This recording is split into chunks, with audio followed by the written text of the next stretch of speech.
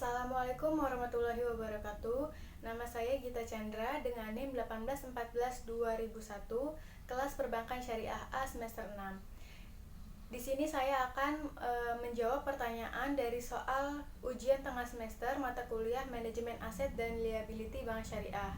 Pertanyaan yang pertama yaitu apa saja imbas atau masalah yang terdapat pada bank syariah selama pandemi COVID-19. Pandemi COVID-19 ini berimbas secara langsung pada aktivitas sektor real, di mana hal ini akan berdampak pada kinerja perbankan syariah, yang mana pada operasionalnya bertumpu pada sektor real. Dampak yang terjadi pada perbankan syariah yaitu meningkatnya risiko likuiditas bank syariah karena dinilai kualitasnya masih sangat rendah. Selain itu adanya penurunan kualitas aset keuangan baik dari pembiayaan maupun surat berharga juga dapat menurunkan profitabilitas bank syariah. Selain itu, adanya peningkatan pada pembiayaan kredit macet atau non-performing finance atau NPV, di mana NPV ini merupakan risiko kemungkinan kerugian yang ditimbulkan dari penyaluran dana oleh bank syariah. Semakin tinggi rasio NPV, maka akan menimbulkan kredit macet yang akan menyebabkan bank itu mengalami kerugian. Hal ini akan berpengaruh pada profitabilitas bank syariah.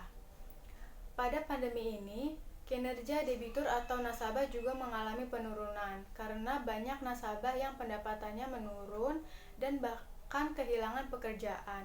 Hal ini akan mengganggu atau menghambat nasabah dalam pengembalian dana.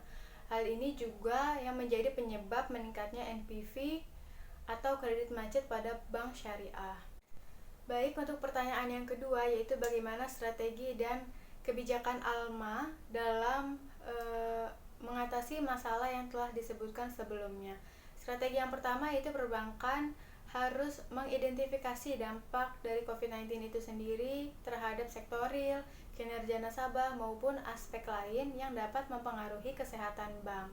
Yang kedua, perbankan dapat memitigasi risiko kredit dan kecukupan likuiditas dengan analisis terhadap ketersediaan modal terkait dengan peningkatan risiko kredit.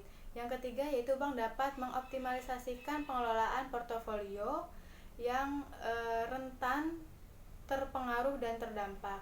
Yang keempat, bank dapat melakukan stimulus untuk memberikan kelonggaran dan menjaga stabilitas bank. Dalam hal ini, OJK juga memberikan kelonggaran untuk melakukan restrukturisasi dan penilaian terhadap kualitas pembiayaan.